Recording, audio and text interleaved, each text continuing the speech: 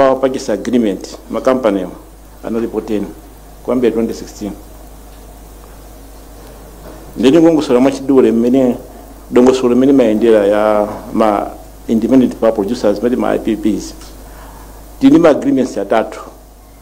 Agreement oyamba ndi power purchase agreement imene ma investors yo amasaina ndi Eskom mmene mo makhala mtengo wa magesi mmene afuna kugulisa kwa Eskom amagulisa financial model yawo technology zonse zamuzike ndi timazunikira kuti niyo mmene zili model yanu mtengo ukhale apo nkhani za misonkho zimakhala mmenemo tiyagwiza nawo timasainirana kumene kundi ku Eskom ndipo makhaso transmission agreement chifukwa timafuna tionesese kunena kuti technology imene wabweresa igwizana ndi system yathu ndiye timapanga ma studies timati grid impact assessment studies ndiye timapasa location iwa masankha location kuti tunapita kusalima ndiye timapanga ma studies kuti kusalima ako zitsauteka kapena zingateke chifukwa ndio limukabwesa mukisana baba tikhali mavuto akuti ndiye ife Eskom ndikhakutakutira kuti mphamvu ya magesiyo ndiyo yore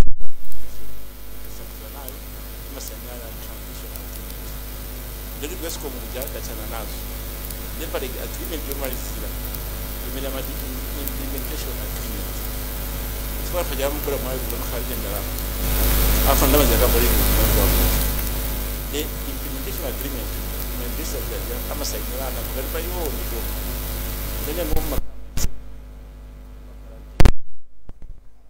zokuza misonkho kandi ma tax holidays zimakhala mmenemo chifukwa mmeneyo ndipana kuti isi conditions precedent kuti akabweke ndalama kunjako amene kuti chipe chocho chikhalepo ndipo pano ma PPA onse wa 10 years ambiriwo timapasa 2 years PPA mapanga expire ambiri apanga expire chifukwa kuti mwasana gwizaya ndipo mawo pankhani zimene nazo kuti akabweke ndalama kunjako chifukwa nkhani makhala na kuti afujabweka ndalama anthu ndi business lasiyana ndi boma linapanga za magesi mtengo yako makhaosiyana chifukwa boma aja mwina simakhala profit kumawawa amakapita kunja kabweka ndalama zimakhala ndi chitongola zanja yonso nda business ameka profit ndi akabwesa modo yawo ija zonse zija zimakhala mtarifi moja ife yono tarifi ija timangopita kumera kupana anthu awa afuna magesi akuti modo yawo ndi tarifi yawo ndi amalawo ndi mene malipira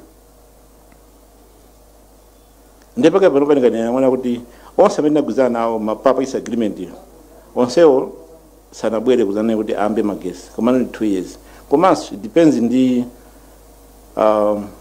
technology yake asola amapanga mafumira within 18 months atakupanga koma hydro imatenga zaka zambiri 5 years mwachisanzo mpata manga medu kupanga pano pale under PPPC magesi amene azabwa mwalayo kuno 2031 ndiye munthu ona kuti planning ndiofunika kwambiri sola so ili mavuto ake sola ni magesi osadalilika amadalira zuwa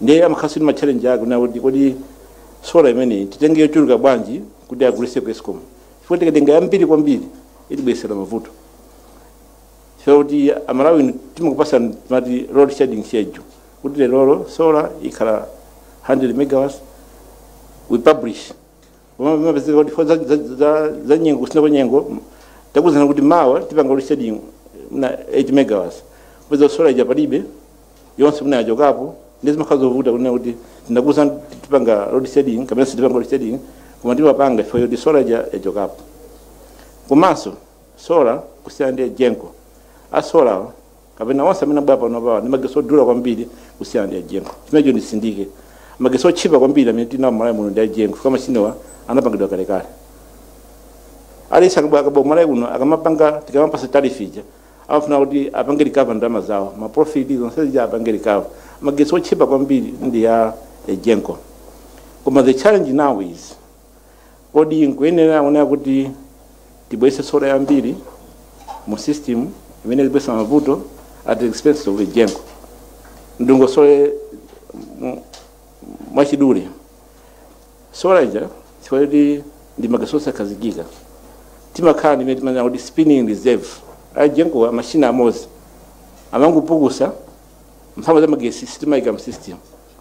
Cholinga changa chinayakuona kuti mashina mozi akaonongeka mwa ngozi kapena sola ija ikasintha kuti yachoka pa 100 yafika pa 80, that spinning reserve iliwe mu system automatically to cover up kuti niwe makasuma musaziwe kuti mashina inaonongeka. Mwandimvese imene mati spinning reserve tipanga spin mashina aja kuti mashina akachoka kapena sola ikasika system yake maziwa kuti ukuku mashina achoka, spinning reserve iliwe mu system kuti makasumala tisasokoneze business yawo. Komano chimene foneno nakuti magesa solawa ndi odula. Mwachisanzo makampani a sola atatu amatipasa magesi okwana 9%. Wewe mu invest muno bino magesi amene apereka ku Genco ndi 9%. Koma mwa ndalama zimene timapasi kwa ndalama zimakhala magulu maproducer makhala ndalama zawo, amera MRA makhala ndalama zawo, ameraso levy makhala ndalama zawo, ndi ndalama tikazandira kwa makasima timazigawa malinga ndi license, ndi maproducer makhaso ndi ndalama zawo.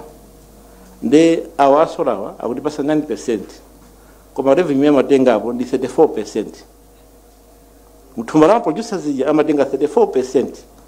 Genco amatipasa 90% ya mphamvu za magesi, koma ndio timalipira ndi 56%. Mutaona kusiyana kwake.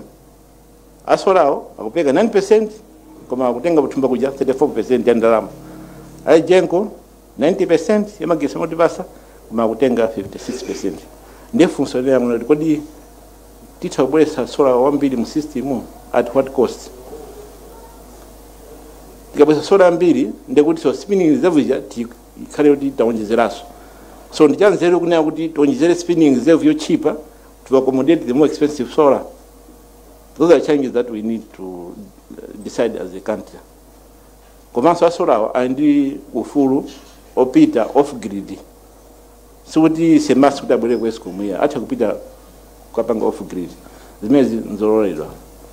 Kwa zifuka zina mune osafu na kupanga off grid koma nzololedwa ndithu. Ata kupita kumbala chanda mulanje ngakuli makastomala okha akaike apanga off grid. Ena kupanga home solars off grid.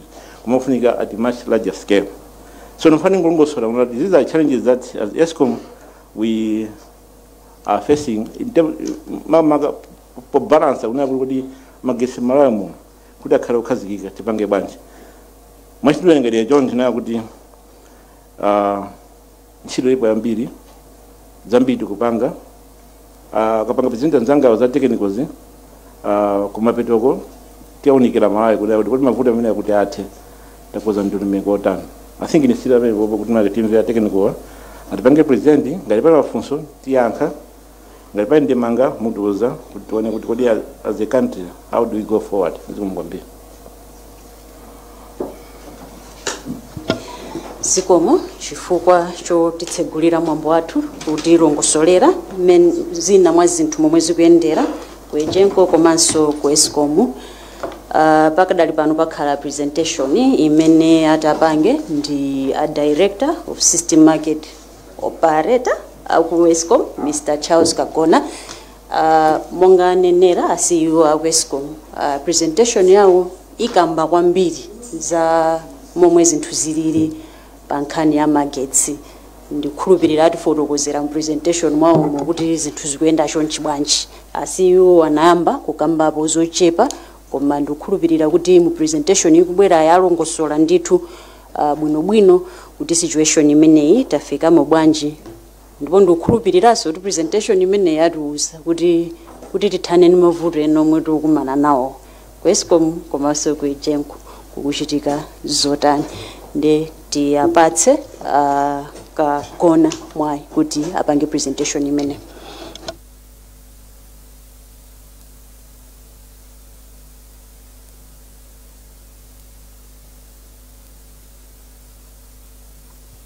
Zikomo kwambiri monga nafotokozera a CEO wa Genco komanso a CEO wa Eskom mundilole kuti tipitirize kufotokoza zimene tifuna kuti tigawane nanu pankhani ya magetsi imene alili. Presentation yathuyi tayilemba mchizungu koma tiyesetsa kuti tizikambirana mchichewa for the benefit ya anthu ambiri. Mmene muli mofunika kukambapo chindizungu muzindilola kuti tizikambabe, koma tiyesera kuti tifotokoze kuti situation yathu ili bwanji ndipo tikupangapo zotani.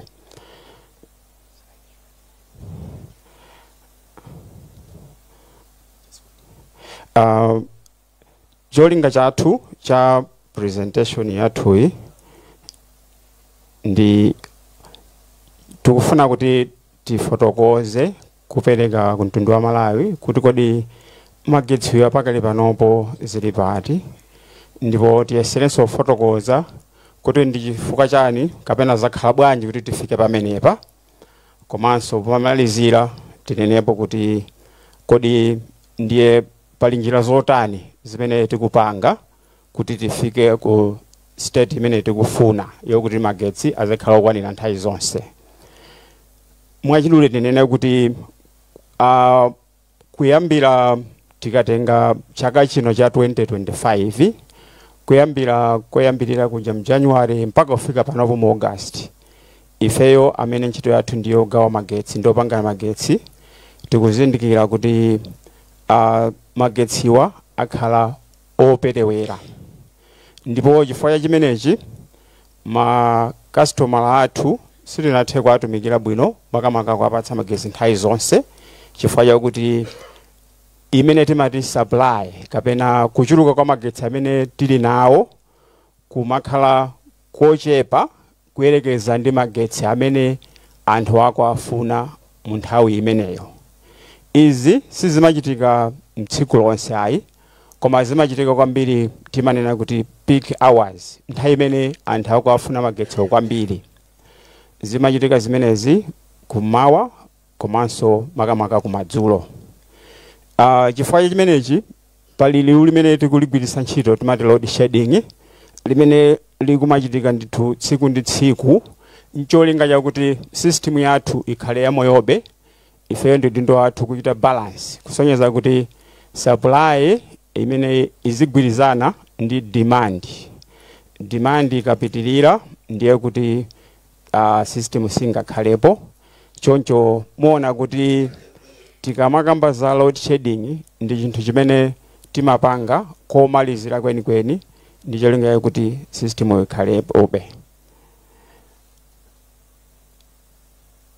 Ndipo tikunenanso kuti kuchepa kumene kwa mphamvu kwa magetsi kulipo choyambirira munga mujanenera CEO Eskom kuti sitinathe kuonjezera mphamvu zambiri mu nthawi yaposachedwa apa, ngakhale ena tili nawo ma contracts oti apange mphamvu za magetsi amene osanabwere, ndiye chifukwa chimenecho tikukhalabe ndi shortfall. Kuonjezera apo machine amene tili nawo kale mu system aliponso ena amene ali ndi mavuto amene tikuyesetsa kuti abwerere. Mwachitsanzo kutedzani pakali pano tili ndi machine imodzi imene ili mapanga magetsi ochuluka 31 megawatts. Imeneyi ili yonongeka, ntchito ili nkati chifukwa panopo okonzawo akupangitsa ma spare part. Komanso kuonjezerapo masiku oposachedwa pompa awiri atatu apitawa machine enanso akapichira amenewa aonongeka, ndipo pano ntchito ya okonzayo ikuyamba ili nkatinso. Komanso kutedzani pali machine imodzi imene yaonongekanso posachedwa apa, tikatiposa tunena wiki yomweyi, andi imeneyo 10 megawatts. Yakutedzani plani ilipo weekend ino tukikonza ibwerere.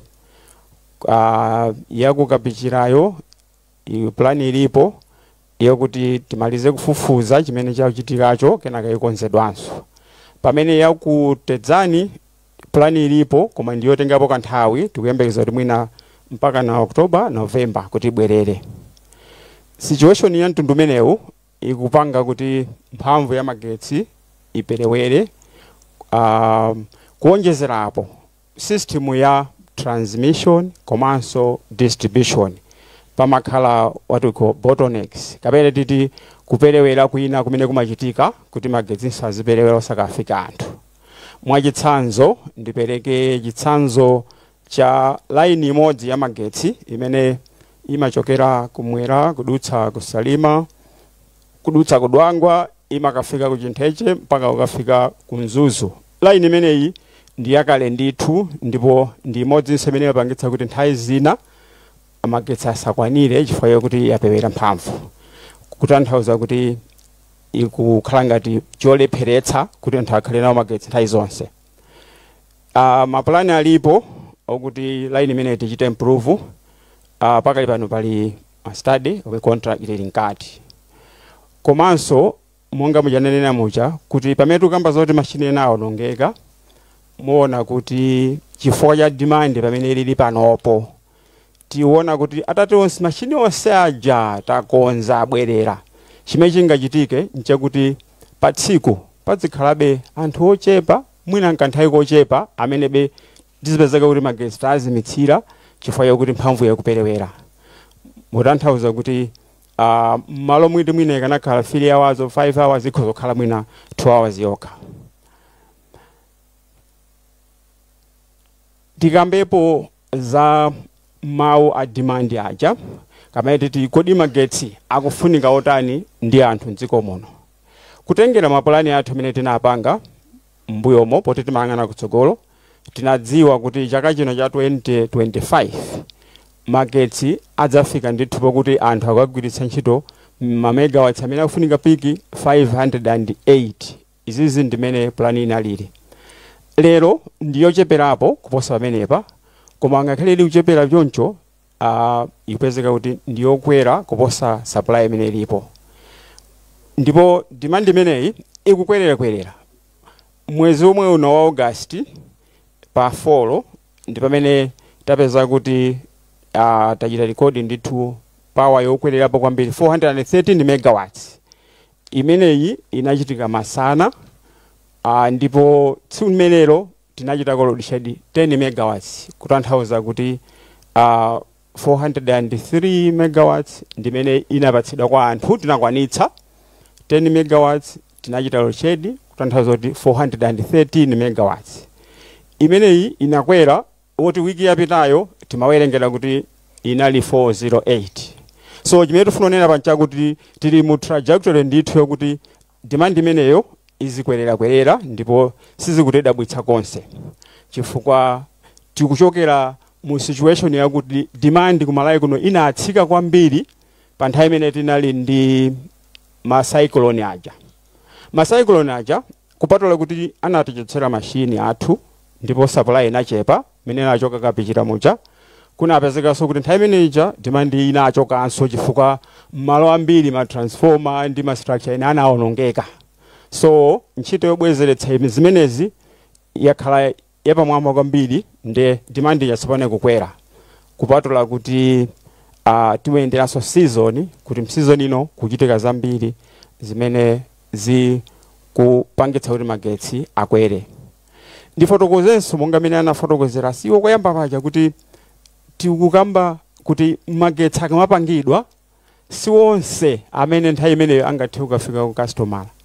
Choyambirira tiyeona kuti magetsi ena amadyeka mu system amene timati ma losses, komano chinanso chokuti machine amene alipo pamafunika pakhale reserve.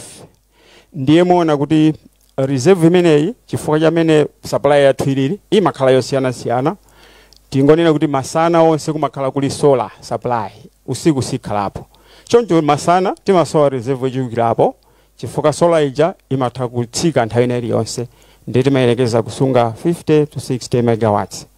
Koma madzulo timang'ana machine yaikulu kwambiri imene pa system yathu ngati reserve, which is 32.4 megawatts. Pamene ndimakamba za peak demand, graph imene tayika patsogoloyo kuti tingoyifotokozera mo chidule komanso moti timvetse bwino lomwe, tingofuna kuonetsa pakati penipeni pamene tikuti 413 megawatts imene inachitika pa 4 of August. Kanzera kamene kali musiko kakuoneka ka orange ko ndi kamene kakusonyeza kuti mphamvu imene tinalephera kupereka kwa anthu ndi yochuluka bwanji. Tiona kuti kumadzulo ndi pamene pakuonetsa kuti tinachotsa mphamvu yochulukirapo kusiyana ndi masana amenewo amene tinachotsapo 10 megawatts. Tikunena kuti masana amenewo chifukwa tinali ndi supply ya solar, madzulo kunalibe. Tikafuna kukamba za capacity ya magetsi kuti kodi mdziko muno ndiyo yochuluka bwanji, chizungu choyamba tunena kuti installed capacity, kapena tinene kuti capacity imene inayikidwa imene ilipo. Tiona kuti total yake 554, imene tikuigawa kuti 401 ndi hydro, yambiri ndi Igenco, 101 megawatts ndi solar, komanso 51.4 ndi diesel generators imenezinso ndi za Igenco. Koma tikamakamba za installed capacity, ingokhala capacity imene inayikidwa, koma ndi capacity imene singafikire customer yonseyo chifukwa mapezeka kuti nthawi zina capacity ine kulibe. Ndiye nchifake timabwera kufotokozera pamusipo chizungu china kuti available capacity. Kuti capacity imene ilipo mnthawi imene ndi yotani.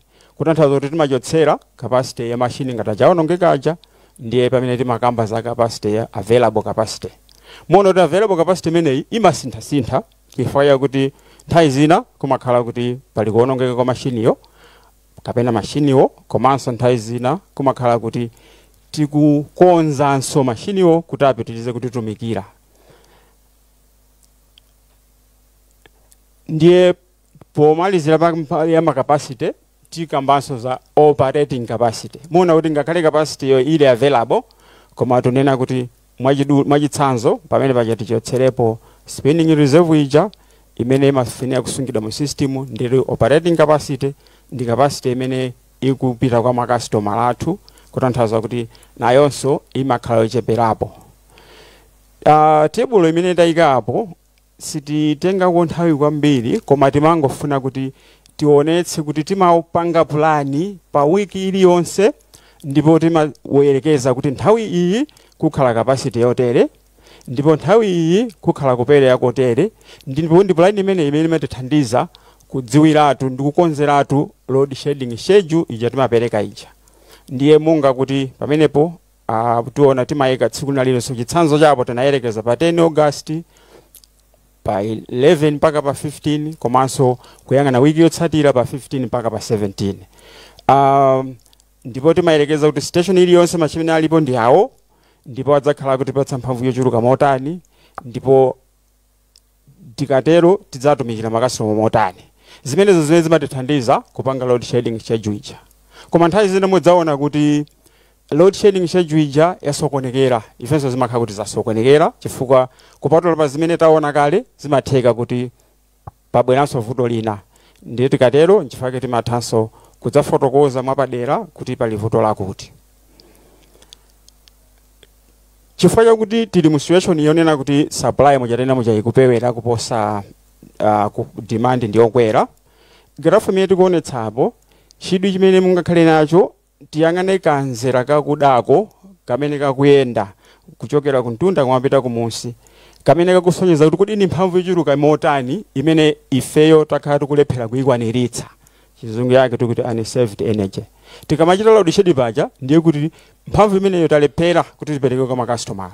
Timangofuna kupereka chithunzi chakuti muona kuti graph imeneyo mu January muja 2025 ndi pamene inali yotsika kwambiri mmunsi, koma uchokera pamenepo mpaka pamene talowa mu August muno ikunka ikwererapo unsaved energy. Izizi kupatula kuonongeka kwa machine zikugwirizananso ndi nyengo imene imakhalira monga ngati pachaka. Mu chaka chilichonse kakisintho kamagetsi kamakhala kocheperapo mu January moja. Zifukwa zina nzakuti imakhala mvula yokwanira, amene mwina amagwiritsa ntchito magetsi popopa madzi amakhala kuti ngati ayilova sakupanga nthawi imeneyo. Komanso pamene tikulowa miyezi inoyo kuchokera mwina April May muja kumakhala kuti pali activities ambiri amene akufuna magetsi kuphatikizapo agro processing. Graph imeneyi tikungofuna kutsonyeza kuti mmene zilili tumapanga di load shed pafupi tsiku lilonse. Apo tangopereka chitsanzo cha masabata awiri ndipo timabayi tusonyeza kuti tsiku lakuti tinacheka mwakuti tsiku lakuti tikungoonetsa highest imene tinapanga monga ngati yo ikuonetsa pa 31 August apo pa 31 July madzulo tinachita load shed 73.51 megawatts kutanthauza kuti imeneyo sitinayikwaniritse. Muona kuti tikerekeza ndi sabata yambuyomo pa 21 July panali 84.2 megawatts imene sitinayikwaniritse.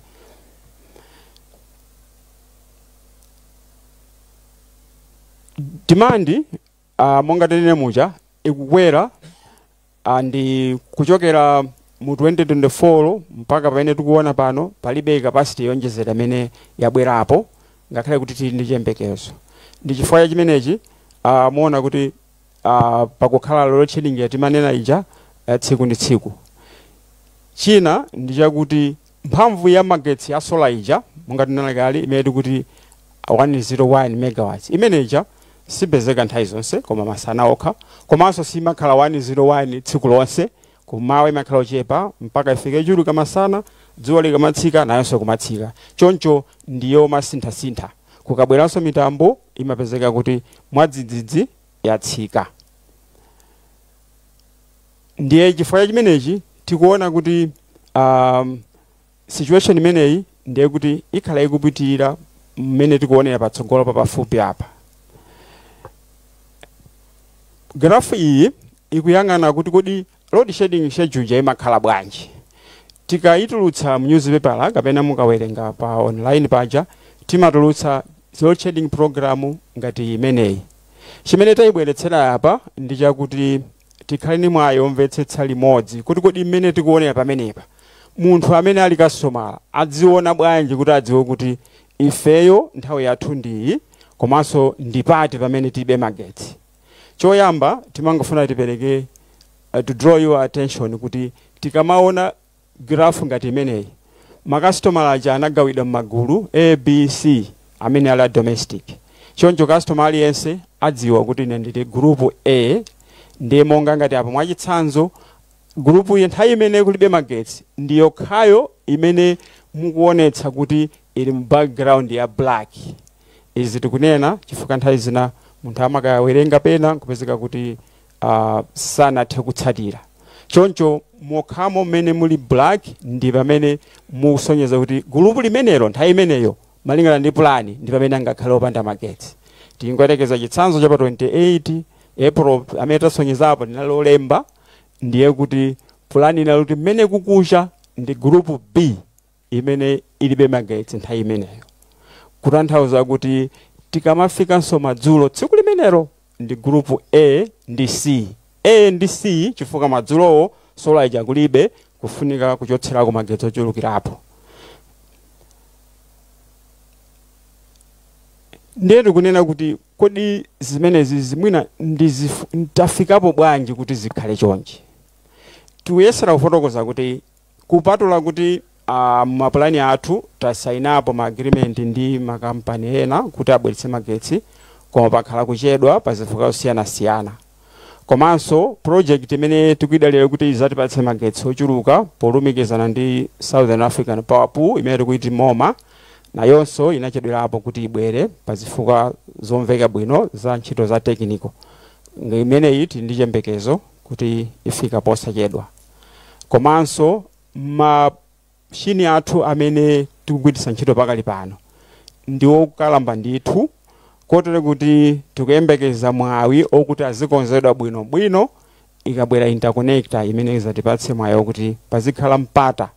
Chifukwa chimene chimachitika nchakuti machini momwe azikonzedwa mwina wiki yathunthu timakakamizika ngokonza usiku wokha kutanthauza kuti sumakhala kukonza kokwanira. Ndipo china chimene chipangitsanso kuti tifike apa nchakuti atabwerera machini wakapechira kunali ndithu kuti aliyense ali ndi magetsi okwanira nthawi imeneyo koma takhalanso ife Eskom tikugwira ntchito imene timanena kuti tiwonjezere magetsi kudzera project ya MIAP. So imeneyi yabweretsa makasitoma ambiri zimene zizi zinthu zabwino ndithu koma magetsi athuwo amba kuperewera.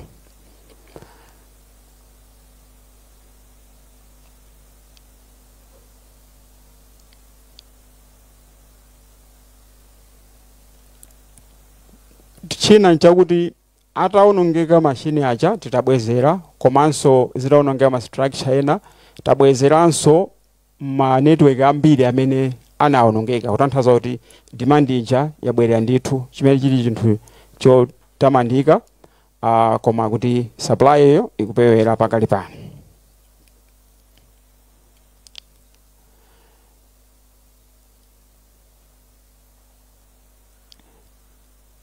Tikayang'ana graph imene tikufuna kusonyeza apa tingobwereza chithunzithunzi chakuti zoonadi ma station athu akhala akupangidwa kuonjezera mphamvu ya magetsi. Tiona kuti Nkula A inapangidwa 1966 ndipo 1973 tinaonjeza tedzani 1 imene 20 megawatts. 1977 tinaonjeza tedzani 2 20 megawatts. 1992 tinaonjeza Nkula B imene nthawi imeneyo inayamba kubwera 8 megawatts nkuzaphatikiza yomalizira 20 megawatts. 1995 kuzabwera tedzani 3 Wovwe Kapechera 1 2000 ndipo Kapechera 2 2013 kudzafika 2021 tedzani 4. Kutanthauza kuti kuonjezera uku ndi mmene magetsi akufunikira kwakhala kocheperapo ndithu chifukwa kwina akutemembekeza kuti mapipi aja abwere ndi kuonjezera mphamvu zina. Nanga njira zimene zilipo ndi ziti kuti tichepetse vuto limene lila kuzimazima ka magetsi ngakhala kuzimazima choncho koma tichepetse mavuto anthu amene makhala nawo kuti mphamvu ndi yochepa. Chinthu choyamba nchakuti ma customer athu onse tinayika m'magulu ndipo kagawidwe ka magetsi kamagawidwa motengera gulu lake komanso mosinthasintha kutanthauza kuti likachoka gulu lina limabwera gulu lina ndipo nthawi zina likakhala kuti magetsi sanachepe kwambiri zimatheka kuti pamatenga masiku angapo kapena atatu gulu lina lisanakhuzidwe. Komanso timayesetsa kuti tisachotse magetsi mu ntchito zofunika kwambiri monga zakuchipatala ndi zina zotero. Ipa choyambiriranso timayesetsanso kuti ma industry amene akupanga zinthu asasokonezedwe. Zimangovuta kuti nthawi zina ma industry ena tinazindikira kuti amapezekanso m'madera m'makukamu ndi zimakhala zovuta amene apatsidwe zoyenerera chifukwa chakuti ali malola kuika. Komanso timagwiritsa ntchito yakuti pamene tikuchotsa ma customer aja tinena kuti amene ochotsedwa koyamba mu tsiku limenelo abwezeretse koyambiriranso. Kutanthauza kuti pamene piki yathu mwina ikusowa 2 hours kumapezeka kuti customer wina ma customer ambiri mpezeka kuti mwina sakwana 2 hours imeneyo. Tikanena kuti 7 hours ndi kuti ma customer ambiri sakwana chifukwa timayesesa kuti amene oyambira ochotsedwa ambiri obwezedwa njalunga kuti pasakhale kuvuta kwambiri. Komanso schedule ija timatulutsa ima ticholinga chathu nchakuti ma customer athu akadziwa ayesere kuchita plani zochita zawo kuti kuzimazima kwa magetsi asavutike kwambiri. Ndipo china chimene timapanganso ndi kulumikizana ndi ma customer akuluakulu. Tipereke chitsanzo tachitapo mbuyomo ngati Ilovo kuti nthawi imene magetsi akufunika kwambiri ija iwo tikambirana nawo amatsitsako pang'ono ndi cholinga chakuti anthu ena akwanire. Komanso tazindikira kuti ubale wathu pakati pa ife a Eskom ndi a Genco uyenera kukhala wabwino kwambiri ndipo pano tikupitiritsa patsogolo kwambiri kuti tizilumikizana makamaka pa nkhani za maintenance komanso ndimene kuti outage management. Kuonjezerapo nkhani ija ya transmission kamene distribution network kuti ndiyo chepa mphamvu imeneyonso kuli ma projects amene akuyesera kuti akonze mavuto amenewo. Tikamapitirira tiona kuti pa nkhani ya kuyang'ana kutsogolo Mphatamanga power plant ijana kambasi yo athu ikubwera mu 2031 358 megawatts. Imeneyi ndiyo tengapo nthawi. Kuchokera ku Genco komweko kulinso plan imene afuna wika magetsi ena a 10 megawatts mu December wamwemu kuonjezera mphamvu. Akadzamaliza idzakhala 50 megawatts station yonseyo kusalima. Kulinso magetsi ena 8 megawatts amene adzayikeso ajenko ku Chasombo, ku Chizuma Hydro, chakunkhotakota, ndipo pano ma-studies ali mkati. Popeza kuti solar yokha singatithandize, palinso mapulani oyika 100 megawatts combined cycle imene ili ya gas turbine, adzayikaso ajenko, feasibility study ili mkati. Ndipo ma projects ena 40 megawatts ku Zowa, kumene ku border uku ndi Mulanje, ndi Mozambique, komanso 180 megawatts Songwe, ndi 4.5 megawatts kuonjezera mphamvu ku Ovwe imene inayo kale. Zonsezi ndi zakuti tsogolo zonjezere capacity chifukwa demand nayonso iyenera kukwera monga mmene ikuchitiramo. Kukonzanso kwa machine akunkula amene tikudandaula kuti ndi akale ndithu, mapulani ali mkati, ndipo project imeneyo ndalama zinapezeka, idzagwiridwa ndithu. Zitikhalira bwino tikakhala kuti tsopano talumikizana ndi Southern African Power Pool through the MoMA, chifukwa zidzapereka mpata ukuti tikonza machine imeneyo anthu akulandirabe magetsi.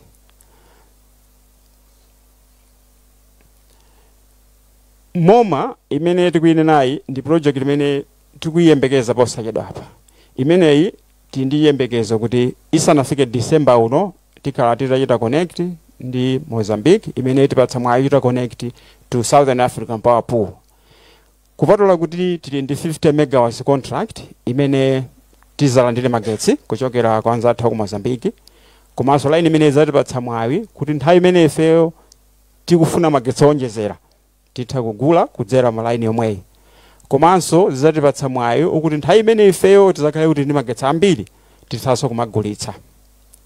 Kuonjezerapo pali mapulani okuti tiyikepo battery energy storage system. Chifukwa chakuti tili magetsi asola amene amasintha-sintha, kumapezeka kuti nthawi zina magetsi asola amenewa timachita kwa adula dala kuti asapange magetsi ochuluka kwambiri chifukwa atonongera system. Koma battery limeneli lizizatenga magetsi amenewo nkuasunga, kutanthauza kuti madzulo tizatha kugwiritsa ntchito 20 megawatts kuthandizira pikimijeya. Andi chinanso chakuti ma IPP aja amene anasayinidwa ena tikuyembekeza kuti abwera ndithu posachedwa apa, in short to medium term, chifukwa ali ma stages osiyana-siyana. Chinanso ndi chimene tipanga kuti kupatula kupanga magetsi tilinso ndi udindo omachita control mmene anthu amagwiritsira ntchito magetsi. Makamaka kulimbikitsa kugwiritsa ntchito mosamala imene timati efficiency consideration. Mudziwa kuti even masiku ano tili ndi efficient lighting, komanso ma equipment ena tikamagula tionesa kuti azikhala osamala kagwiritsa ntchito ka magetsi ndi cholinga kuti tiziteteza chilengedwe. Tafika apa ndi pamapeto pa presentation yathu. Zikomo kwambiri. Zikomo tithokoze chifukwa cha presentation imene yapangidwa. Ndikukhulupirira kwa amene tamvetsera tatolapo kuti kodi vuto la magetsi limene tikukumana nalo m'dziko muno likubwera kamba kazifukwa zotani, komanso kuti anzathu ku Eskom komanso ku Ijenko akupanga chani kuti vuto limeneli la kuthimathima kwa magetsi lithe. Mwachidule ningonena kuti tamva kunena kuti magetsi amene tikupanga ndi magetsi amene akufunika, demand yathu imene ili m'dziko muno ndi zinthu ziwiri zoti sizigwirizana. Aperekaso zifukwa zingapo, mwazina anena kuti mamashini ena amene ali kutedzani ndi kukapichira awonongeka. Akambapo so tinamva zonena kuti pali line imene imanyamula magetsi kupititsa malo osiyana-siyana madera m'dziko muno, imene ikuoneka kuti pena ikumakumana ndi zovuta. Komanso zosangalatsa zoti pakambidwapo kuti sikuti akungoona mavutowa, ali ndi maplani konse ku Eskom ndi ku Ijenko konena kuti kodi mavuto amene watithane nawo bwanji. Mwazina akamba zoti pakuoneka kuti afuna kuti ubale wawo umene ulipo umene ationetsa tsiku la lero upitirire, kuti aone kuti mavuto agwirire ntchito limodzi kuti athane nawo bwanji. Komanso kutipempha ifeyo sono makasitomala amagetsi kuti magetsiwa tidzagwiritsakonso ntchito bwino. Zina mwa zimene zakambidwa ndi zimenezo.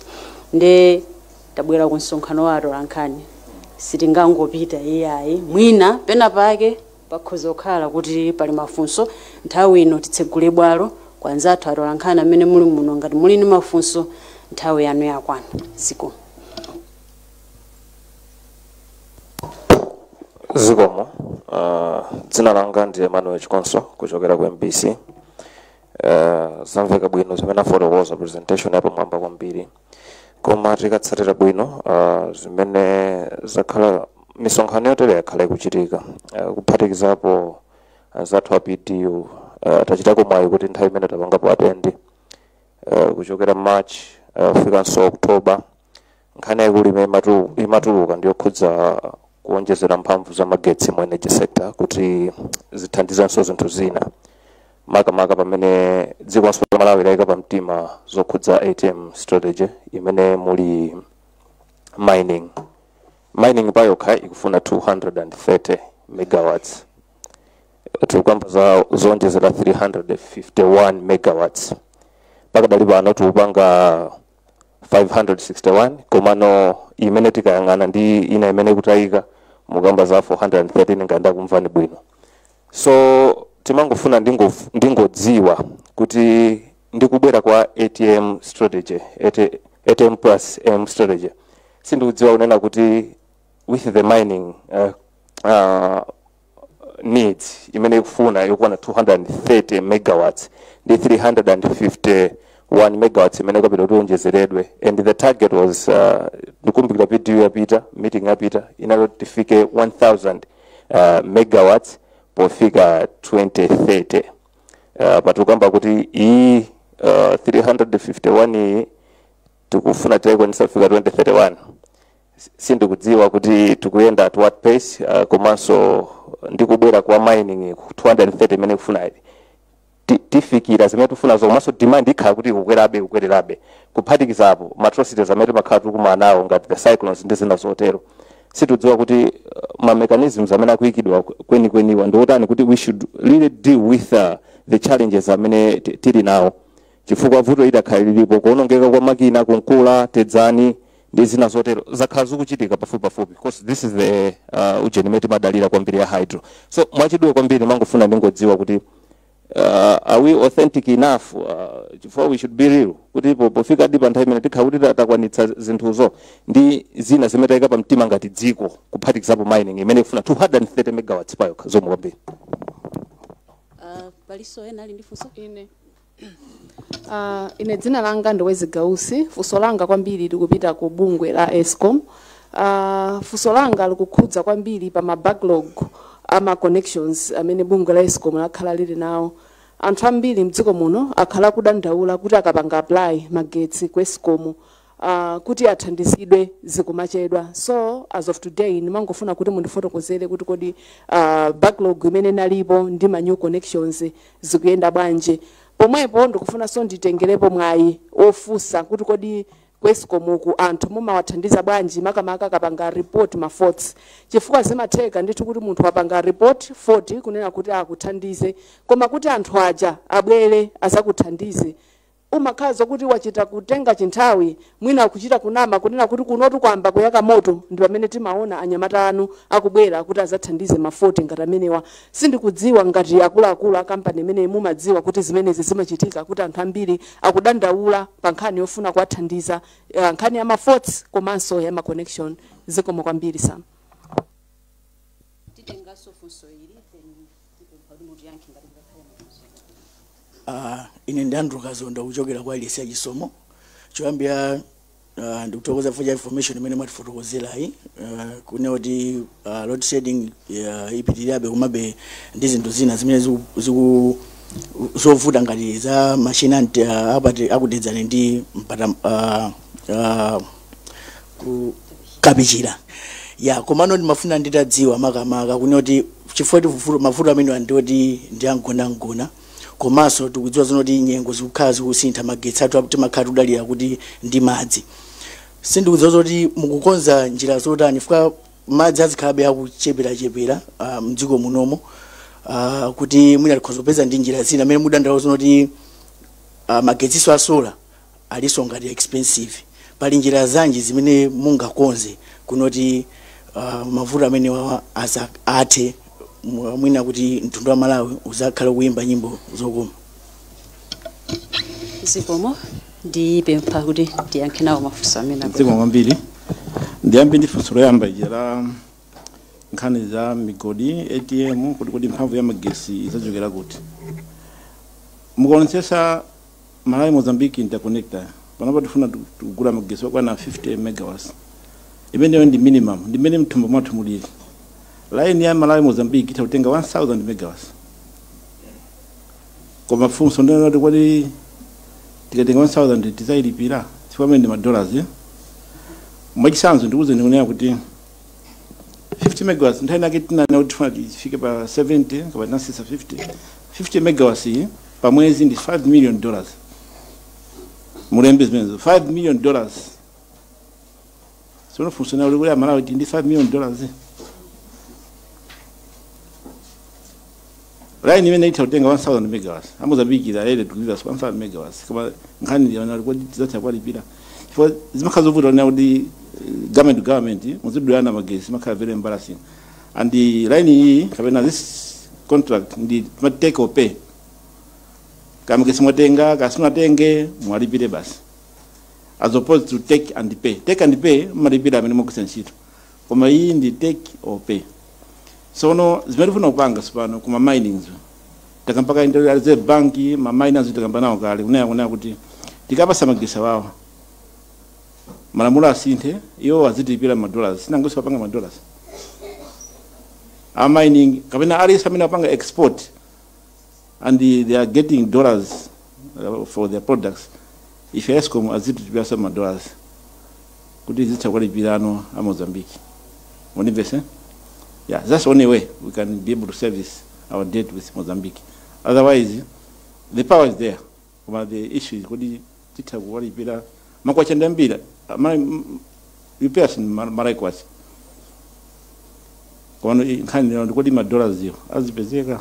Fika padi Mozambique zofuna madollars, mafuta, mankwara, fertilizer, mages sali mu priority area ya forest allocation.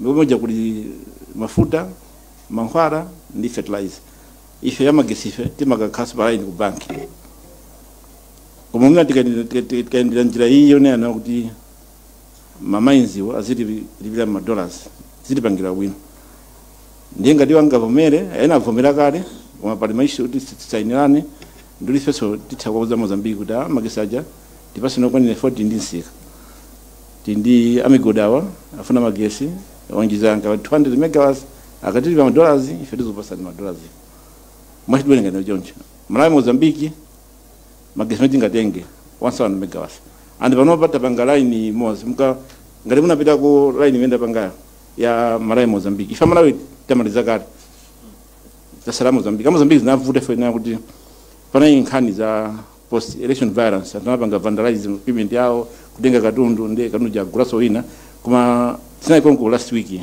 pofika September end akhata maliza kuma singa kufuna kuyesa zida jonjo October November titha kuyasa magesi kuma nkhande nayo ne kuti kodi ina Malawi mukutilipira makwacha nkhani ya madollars yo ifuna tioneke fake Eskom tapemphano boma kuzaya kwa bank ndi Secretary of Treasury kuti atlole makampani amene amapanga export Ilovo atobako mamainzi azitipira sefiso madollars munakamba nkhani ya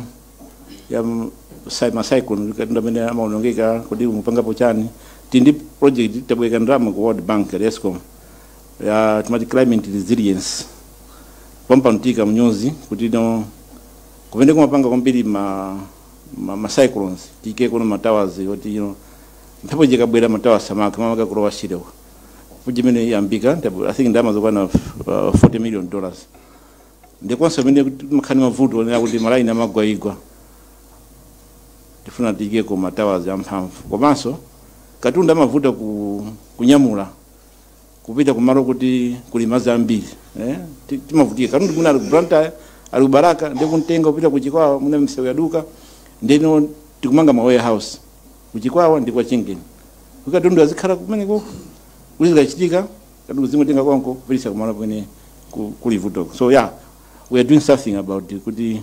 If we want to build better, nkhani yaiko kwambiri ndi line ya timati Eastern Backbone ichoka ku Nkhotakota Salima kupita ku Mpoto imene ndi yakalekale koma ili pa mapola wooden poles koma transmission imene ikhali kuti ikhale ma steel poles ndi 400 chakuti kilometers kupita ku wooden poles ndi zimajeka kumene koso ndi kuti timati mashi every week kumakhala outage kumene koso program ili kati unoti tiyike ku line yoti ikhale pa steel poles imene yonso imene ilipangiro bwino kulumikizana ndi Tanzania project imene yonso ili nkati.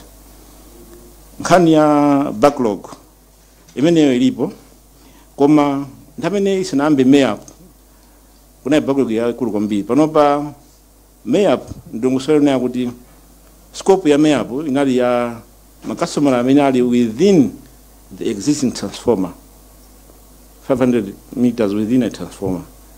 World Bank mina kuzana ina scope wene mene ose timangi marana nyuani ya ndiye panopa onse amene afuna ma drop line ngonesesa onse tabas amene sara na amene afuna mapolo ndi transformer imene yonde ndi part 2 zina ya sintan from to the asset tinasana ndi World Bank $150 million pompano tikhatu panga madiveti kula katundu amene asala una kuti wafuna maraini janjana amene ono tiafikira mpoje imene kuti asset titambe mwezi wa mawa so anthu salandaule chinyengo icho chilipo zimachitikadi kuna wale anthu kulandaula koma nkhani ya fault management chaka chinochi was very very unique so ina kuti mafuta ambiri amachitika nthawi ya mvula ikamagwa mweza kuti chifukwa zinthu zimanyamula moto ndizo kuti madzi agwerapo zimamba kuduka koma chaka chinochi mutauziwa kuti ziko linali mavuto angapo including a fuel kuchokera nganisaonama kuchoka August last year kufika kumathiro achaka kunalibe diesel ifitimandiyaso diesel maganda kuyayende akapange 40 maintenance imufuna diesel ndinakhanga lino maganda ambiri athu anakhanga kuti ayima chifukwa diesel adivuta koma mafort amapanga payo anafika mpaka 100,000 force koma nokweso nguja tindi maline 20 timamvesa kuti anthu amene frustrated anthu amakhala pa line mwina 1 hour angolala pa line wina akudikira so ti una waka 10 days wanda magesi we understand koma maline athu anawo cheba kwambiri ena amapanga kuti repeat sina fikire komanso ndinaona kuti ma service ya Eskom ndi aulere koma tikumva kuti anthu amalipira tikumvesa kuti munthu wakhala 10 days ndi wabula Eskom 20,000 imakhala kuti the tempted ndikira the 10 days mandi 20 manivese we understand koma no nthawi nakezo tinapeleka manamba including number aini kuna kuti ngati kungabwera wa Eskom amene akupempha ndalama or even mita imene anyuwana anthu ndikumva kulipira 400,000 mita anyuwana 800,000 mita indi yaulera komano ena tikafikira kuna kuti tiuzeni personal mboni sapeleka pompano panatuka report ya nation ndione muzwa mentions mpaka talemba kalata using the access information kwa director general also bana wao Mai Mbumba kuti using this tool atipase maina tulikilabe. So corruption to happen, there are two parties to corruption, corrupt act. Ninga janto maina sakubwera, there's nothing you can do. So anthu muzidi fikira ndima ombone ajambulene ambiri anthu mambwera jambula kumfunsa ayi zonadi zinango ndivuta bazo kuti monzo dai zikapangeni kwina vuta akaswana anthu ajano amakamba no Eskom B mukama kwa Eskom B nake vuta kwa makabila anthu sono tabanga train dajo sano kuma zindifa Eskom muno kumayendera madera kuti anthu nakadandaula tizafikira mwajangu kumanda naka kuti this year was very unique. Shuka wani nkana diesel inavuta komano inaso ntamvula mafoda mapanga pailo komanso system yathu ana komanso pali ma chatbot antambiri amafuna zampani muntu komeka ndikuonza internet. For example ambiri amafuna kuti muna agula magesi token sina bwere muna 15% akuma mbaso you can just go pa internet now Eskom internet first page you pali token retrieval unguika mita namba yako token uipeza bomba kumambira afuna azimba so phone token sina bwere wene wina udikira wa 40 so pali ma channel ambiri data atakusa nchito kuma anthu afuna kuti azimva mawu kuti wakuti koma tende kusa nchito ma channel ena amina lipo kuti muna tandizika corruption ilipo koma bwana Eskom mutuuze kuti anthu ano kupanga izi ndizi kupandapo pakavuta kuti anthu oti apeze kapena kuti achose ntchito. I think inayo ndi maintenance mina anzanga agent ajengo mwana kunena kuza machine kuba ndinena kuti kubwera kwa Malawi Mozambique interconnector kupangira bwino so jengo suka panopa zimakhala zovuta ajengo amakhala mpani tana timamvera isoni machine ajaonongeka ndi amadimbira phone machine aonongeka koma sono tikonze anthu salalata monivesa machine aonongeka ufunda ayimisidwa akonzedwe ndewe kama mpani tingokonza mwachangu kuti mwina anthu asatani asakhasaoni ku different kapena palomba ntekezo do zanzana makamba yazanga kuti bwanji muzikukonza usiku anthu atagona kuma se cost kwa wazo kumanso pali zina zipatala chani mankhwala mu fridge, so we need to balance this thing. Kuma kubwera kwa Malawi Mozambique ndio titawaza kuti akulu ine ndili mageso kwa Malawi Mozambique wiki inoyo mutawuzimisa mashina mozi Malawi Mozambique ibwera kuti tenge malo mwake ina taonyeza somo kwambiri chifukwa cha mwayankho mapereka SCOSCOM nifa ndiyambire pa fosolo yamba lija munakamba za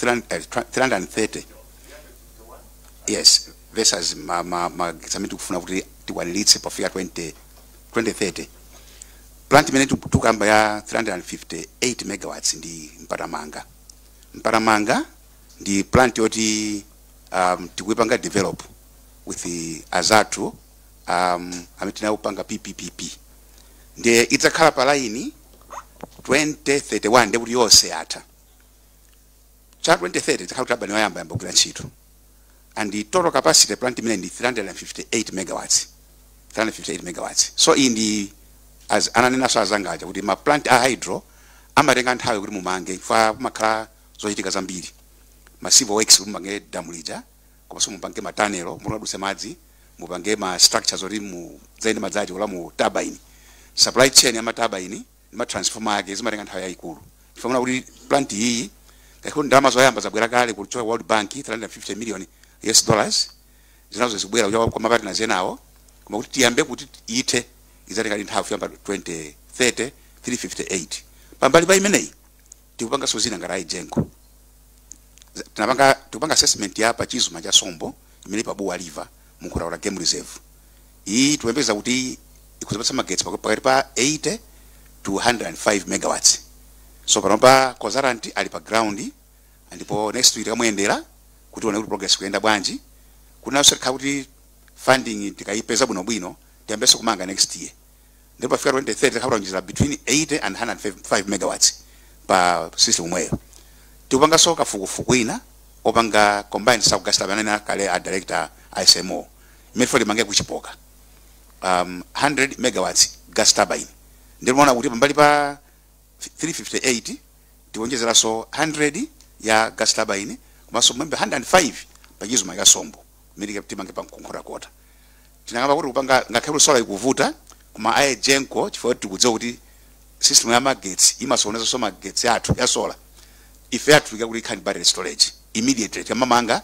ikaso ni battery storage pamodzi so imene kupanga pano 10 megawatts yoyambayo ikhandi 2.5 megawatt hours battery storage tikamapanga 40 megawatt inayo izakhandi 8 megawatt hours ya battery storage ndekuti peak hour ya 6 to 8 makesanzo ya battery storage kuja bwera mu system kuti ipange stabilize system energy flow so tikupanga magetsi amenewa mwonjezera pamene tikupanga kale amene tinawo panopa ndibwereso nkhani ya ma maintenance afuna ifunso lachitatu maintenance kuchitika monga anena kale kuti ISCOM ndi ejengo timalankhulana every minute mene magetsi akutulukira ndi kulowera ku malaini ku ESCOM pamakhala commission ikulu SMO ku National Control Center ndi National Control Center ku ejengo kulankhulana ndi akakulu machine yake apanga 40 tipanena immediate kuti machine akuli akuti apanga trip achoka pa line ndikuti aja apange manage kuti nanga ndalete kuti magetsi dizimitse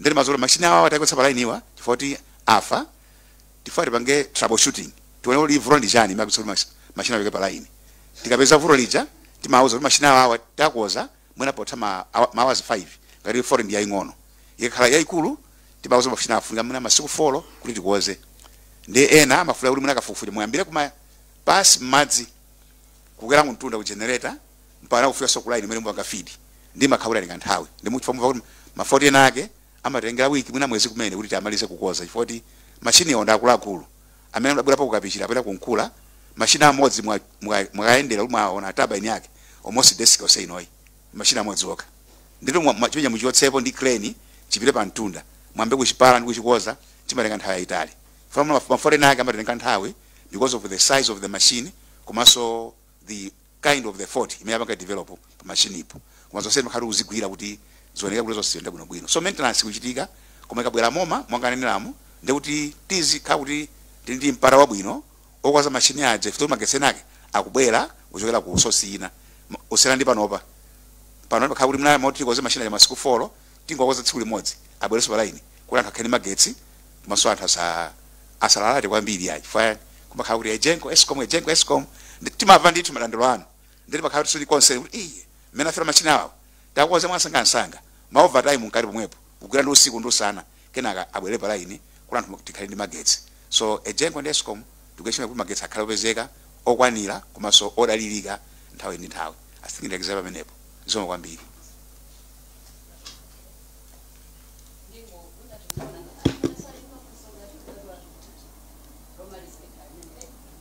Okay. CEOs, I'm at pains. I find it that ESCOM has conceded that it is failing to meet the demand. And we are aware that you have need to meet. I hope, given the situation that Malawians continue to complain to you that they are facing load shedding, this means that they can't economically tick, whether it is a maize mill, a barber shop, or anything at a local level. Are there any plans for you to increase the electricity tariffs, given the key performance indicators? And Mr. Kagona here has told us you are failing to meet the demand. 1. 2, there is also an issue to do with finding solutions. I haven't heard you mention anything about Aspin, which when we met, you touted it as one of the companies that is going to surpass Ejenko's capacity to generate electricity in the country with more megawatts, just close to Mpadamanga. Where are we with that one? And what short-term solutions do you have for the Malawians that continue to complain each and every day? As we speak, others are in blackout as we speak. Daladala ndifunse sofoso ili nchichewa kuti kodi ngati ESCOM muli ndi chilinganizo kapena malingaliro ena kuti mukwezenso mtengo wa magetsi. Ndikudziwa zoti mera inakulolani kuti mukweze magetsi ndi 50.8% mpaka na 2027. Koma tikava mmene anenera akagona apa simukwaniritsa makey performance indicators anu. Timvaso mukunena kuti mukweze mtengo chifukwa ndikudziwa zoti mukudandaulaso kuti hayi distribution line yaonongeka tikakonze mufuna fuel. Mukunenanso za tedzani ndikapichira kuti zagwa mufunanso kuti mukakonze ni ndalama.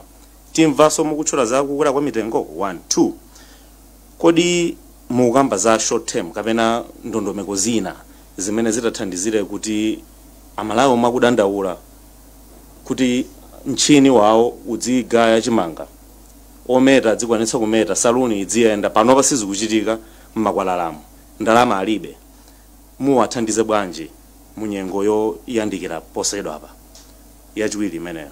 Kachitatu, kodi kampani ya Aspin ili pati?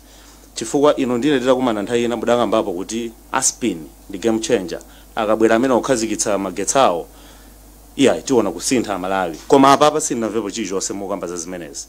Zili pati zimenezi? Ziko kwambiri. I think kwamba ndikambe pang'ono za matarifi. Matarifi not only in Malawi, kuna kulikonse they are regulated by government. The regulator has to approve. And what happens, mukumbukira mbuyo mutinayi ndi Power Market Limited. Nthamene Power Market Limited imata mwezi umene kuti waja tapanga application ya ikweza magesi. kuchoka 2023 fika 2027 ngati mukumbukira amafuna 99% increase magesi over a period of 4 years koma itabwera ku Eskom chifukwa kuti imaginary company imakhaso ndi ma cost makhala ma body anthu magalimoto ma rentals ndezi zitabwera ku Eskom through single buyer tinaunikira zimene tinazichosamo mfaka inasika mpaka tinafika pa 50%, tikafuna 58%. Ndipo itimapitaso to the public, through public hearings ndi amene timaenda ziko za Malawi kufunsa anthu kuti ife tofuna izizi. Nde na manaria zatwa consumer izichosani project iyi ndi makazi usika. Boma natural tikweze by 50.8% muzaka 4. September inati kweze ndi 12%, jamaa 9%. Koma munaso nenea unadi ejengo ndi Eskom silimandi ndama zabadera kuchokera ku boma ndawo ziti mandisema company wa ndizimene malipira ino ndi talifija mwema ndongosole kwa Malawi ambese bwino talifija Eskom ina Malawi mukamalipira ku Eskom ndama yesudi yonse makha Eskom ya mene muja muindrama ya producer muindrama ya jengo muindrama ya GSM muindrama ya MRA VAT limo muja muindrama ya Ministry of Energy Marip then ndamaze tikazandira mwezi wonse timakhala pasino kutenga no tarifi shajwija nkumazigawa kuti inuyo tandira ndama mwakuti ino zanu ndi izi ino ajengo ndi izi ino aboma MRA zanu ndi izi ino asingle buyer aiseti mangaira kale zimakhala mu account imodzi panopa tinapanga makando sense tinapanga ring fence ndio ma producers yo ndi account yawo singatenga ndalama za moma kwa lipira sime singateke nde muona unaya kuti mu November 2023 kuna chitika devaluation 44%. Ndama jadi bena tikweze magesi ndi chimene bena kuti automatic tariff adjustment mechanism imene tikweze magesi ndi 40%. Anthu ana zambiri ulanda ura boma linamvera tinangokweza magesi ama company magesi anthu amba sina kwezi domestic sina kwezi koma domestic customers amauza magesi 44% ya magesi watu osera amauza ndi anthu sina kwezi magesi koma kumene magula magesi ko ngati anzathu ma IPPs ya solar amadi charge in dollars pa mwezi pa invoice mabwa in dollars mwaji sanzo invoice bwera $2 million company mozi napasana magesi invoice ndimene ndameja before devaluation timesha converted at 840 ndekuti 1.7 billion malai kwati timapasa panopa tikwalipira at 1,700 kwacha to $1 which is 3.4 billion ndekuti mtengo wa magesi medu guli ya kwa IPP wapanga double pamene zimene tutolera kwa customers nzochepa ndi mwezi wonse pamakhala shortfall ya 17% zimene anthu akulipira ngamagula magesi ndi zimene tikulipira mabili ngabwera kwa ma producers yo pamakhala kusiyana kwa 17%. Fusone uli sono 70% Eskom izitenga kuti manivesa komanso kuti tikonze mashine athu funika sondala maso ninga tutula zochepa ma Ford tipangire bwanje that's a challenge ngati funa zabwino tilipire magesi tizilipira magesi ababinde kuti vuto lili kharubi likupitirira ndeti panopa tifuna tipite ku MoMA Southern Africa Power Pool tikhale active member peza kuti uzapeza kuti Malawi kuno magesi athu ndi osika ndikwambi usiyana ndi maigwena panopa tigula Mozambique 12 cents magesi kula Mozambique 12 cents per kilowatt hour kuno on average tigulisa 9 cents univesa hoidi kuno kusiri kweza magesi ndi mene market forces zilili ndezi mabwesa mavuto na kuti ine ndi awa tukanika kugwira ntchito for ndalama zikhala zoperewera ndanakala kuti ejengo ndi Eskom silimane ndalama zapadera kuchoka kuboma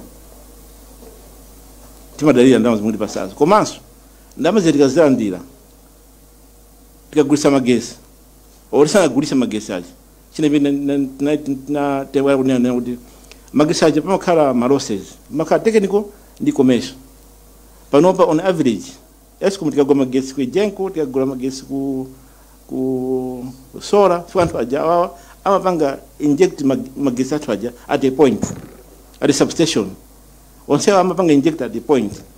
Anything beyond that point ndi nkhani ya Eskom anthu maba magesi mtown yo imeje makavuto Eskom awata alibira suppose muzo kugula background mpunga wako wanyamula wagwa ninjinga panseu nango ngabaso package Africa ngati andamazo walibira kale ndi mavuto onse a commercial loss technical loss amakhala a Eskom ndi 20% yamagesimenti magula wa safika kwa customer ndipo imanya kuti operating capacity mujonse po 20%.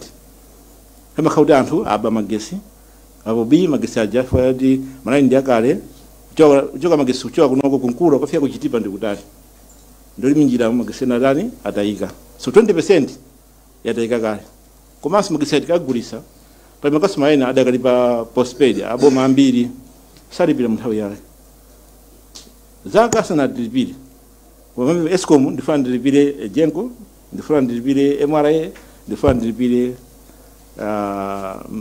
Marep ndima kawadi onsewa talibira ndida kano kuti ungati babanje usono onse walibirano uzuri mutu wabanje sono ana wavara jani ndama zatha kulibira awandiya vuto limakhala limene lona kuti ngati ufuna nzinza bwino tene magesi kubwino kulibira magesiwo pantengo kwerapo kumazipezeka nthawi zonse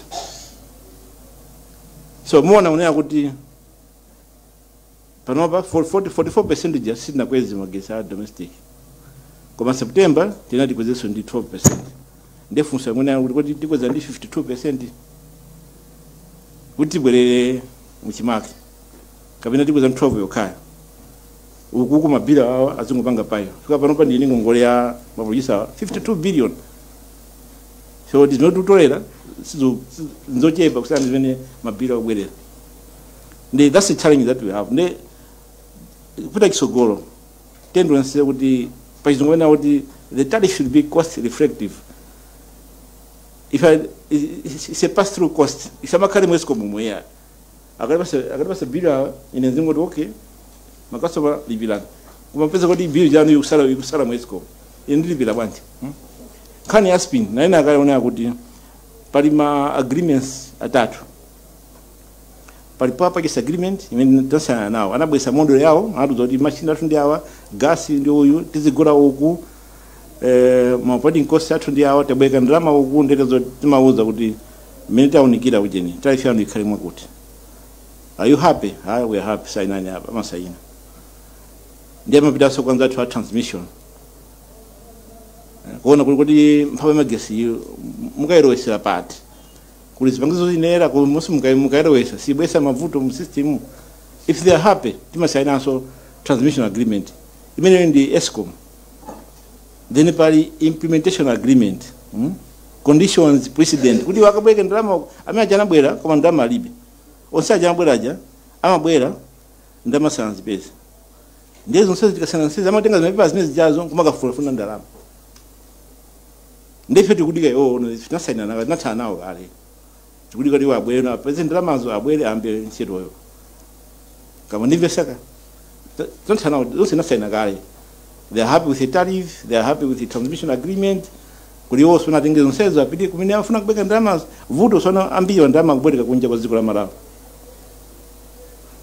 So mwina mafunsa amene akufunsidwa ndingoganizira kuti akapita kwa kumene abweka ndalama amafunsa kuti Eskom izipereka Malawi kwacha ife kuno kumuzipasa madollars alipo pamenepo univesa ndiyekezo pamenepo ni mafrandi wanjizereko pa amene yankha SCO Eskom pa running ma equipment ati nawe pangila magetsi ntchito yopanga run the existing power stations ndo apanga maintain ndi ntchito imene timapanga ifa Genco. So mama anapanga present akagona kuna kuti apanga present for both Genco and Eskom. So ma challenges amene ati nawo ku maturbine ku Kapichira Nkula Tedzani ndi matu tukwaona ifa Genco and ntchito yathu ndoti mwananena kale tumagwira usiku ndo sana omwe kuti atilisi machine adzuke nsanga kuti angakhale ndi magetsi pakali pano tinanena machine atatu kukapichira machine amodzi amene previous kwambirako tinapanga design wazipanga produce 32.4 megawatts tinali ndi vulo mu March kuti transformer tinagulira modzi ndi machine iwo ya 36 megawatts inayaka moto ndi nepanga downgrade kwarenga transformer yeng'ono imene alipo ya spare kukaikapo mashina amanga generate about 26 megawatts ndi inapaka so 40 ja kumoto jonadzaya kaso last week. So chimene pakisa moto uzia aka ndi chani kuti uzipanga rika. So tipaka fufuza so njira yonse bwino kuti kuyambira ku generator mpana kumene mabanga lumikiza ku Eskom kuti ona kuti pamene pamambitsa moto ndi pati tuona kuti breakthrough imene tipeza chifukwa dzulo matisa dzulo ana promising kuti chifukwa kuti by next week tikha kuti plant iyi taibweza so online magetsi apezeka yakutedzani inapsa ma stator achi generator ndi cheni and titafusa manufacturer poti zimakhala kuti zimapangidwa specific for location anoza kuti zitenga masiku ambiri kuti tipange produce kupanga procure kuti tibweretse ku Malawi koma tinalipira ndi pano pakupanga zimene zikulange process ma abwetse ma spares tidzamangirira yesu machine aja abwerere chifana ananena popanga present akagona kuti yafika mpano October machine asanadzuke 40 akuchoka ku Austria mapatsi aja kuti abwere ku Malawi and lead time ndi yaikulu kuti atipangire produce ndalibweretsera amene anongeka wiki moya pita ya 10 megawatts ndiko kuti gate limodzi lachoka malo mwake ndi kunali kuti timitse machine wa Monday ita aragwa Sunday ninkali mwa wiki anthu amakutsantsa magetsi kwambiri bwanji tasi anthu agwire machito tisapwetse madzi pa damu mpaka na weekend imene ndi makhayo tsika ndira kuti mawa Friday titseka tanelo meneyo ndi machine na a 20 megawatts 10 megawatts ena aima kuti koza 10 megawatts pafika Sunday madzulo tauta maliza machine aja abwera pa online. So ntchito panga machine kuti ayende bwino ndi ntchito ya Ejenko komanso ntchito ika kuti tonjezera magetsi ndia magetsi kuti panga ochuluka ndi ntchito ya Ejenko pamodzi ndi azathu ma IPP amene abwera kuchoka kunja. So nchifana napeka ma projects aja kuti ngala Ejenko tindi ma plan yametaika kuyambira pano pa 2030 komanso era pa 2040 pa 2040 capacity yathu ya Ejenko yokha tikatafika pa 2400 megawatts only Ejenko.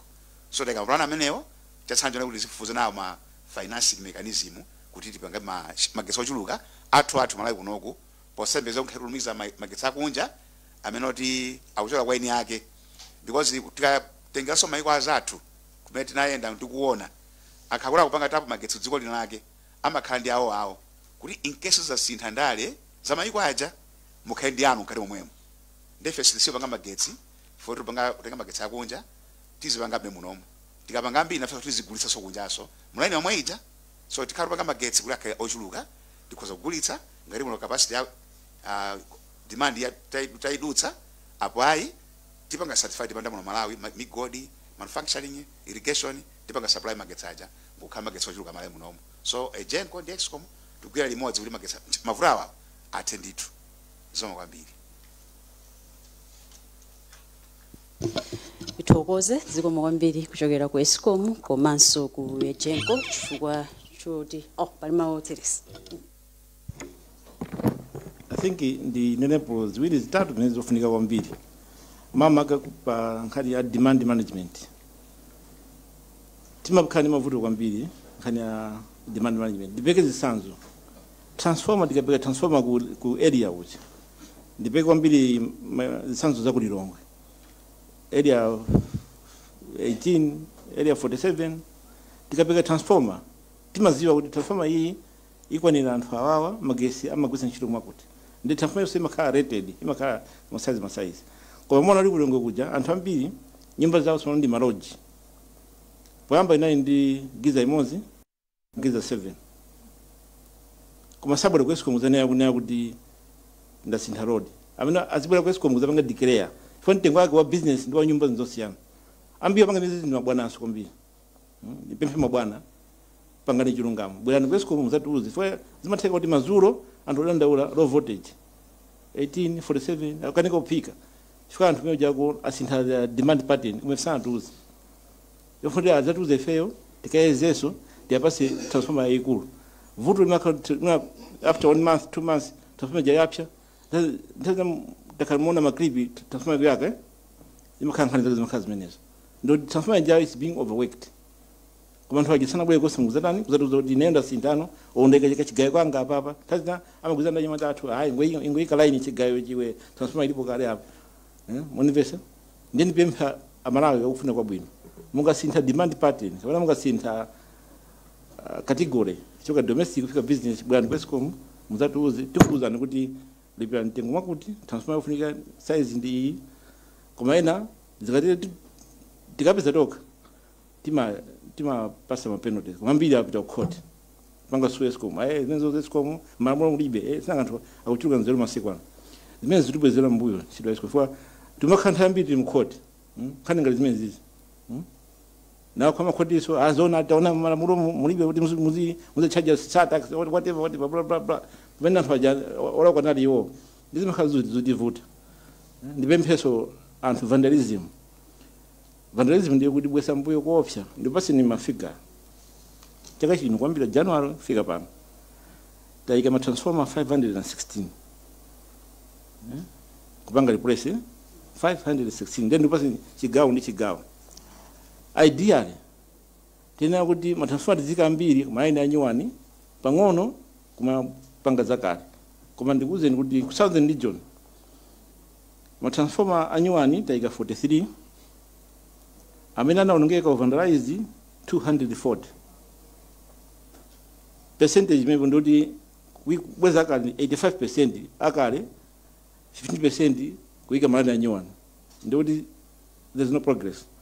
Central region anyuwani 74 akale kubwezesa 77 ndoti aipa 51% ndoti half kumpoto anyuwani 38 obweza kale 44 iwali pa 54 bweza kale ndoti 46 anyuwani zimene zizi zitibwezera mbuyo fwe ndoli zinthu zitimagula kunja mandifusa funsuda ndaula simungo pasa malaini momoti tapasa anthu ena amene amanga area wingi area 51 area 46 amanga nyumba moja zokongola kulibe network tili busy mwabwesa no zinthu pena akuononga ayi amalawi tisinthe khalido menewo izizi zitibwezera mbuyo nifani pimpha amalawi kuti one demand management abwere apange declare kuti so nyumba ije swane ndi lodge bwera na escom munipasi transformer ene otherwise zinthu zingopya tubwera mbuyo zomwe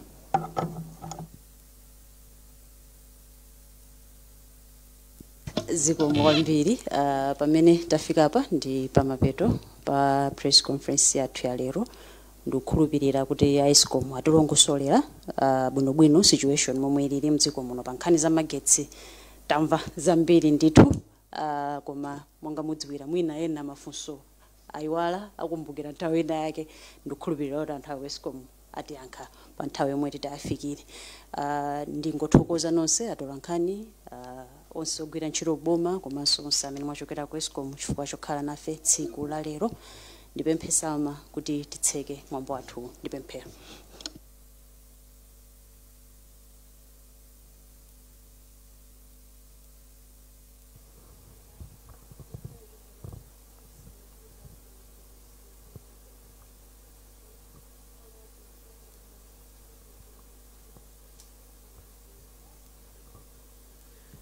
tikafikaso pamenepo ndi kuti tafika pa mtsiriziro pa msonkhano wa atolankhani umene umachitika ku Central Office of Information mu mzinda uno wa Lilongwe. makamaka amene anayitanitsa msonkhano umenewu ndi kampani imene mayendetsa ntchito za magetsi kuno ku Malawi, kampani ya Ejenko komanso Escom.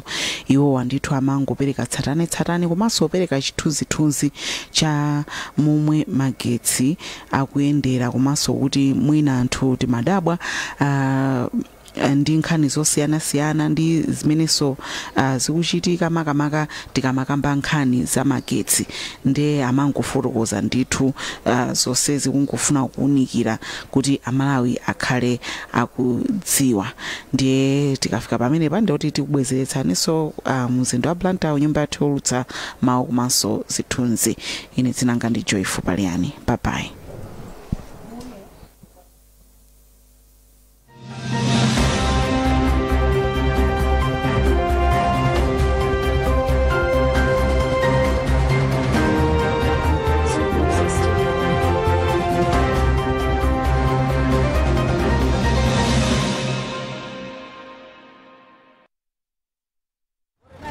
malamulo a dziko lino amatipatsa mphamvu kusankha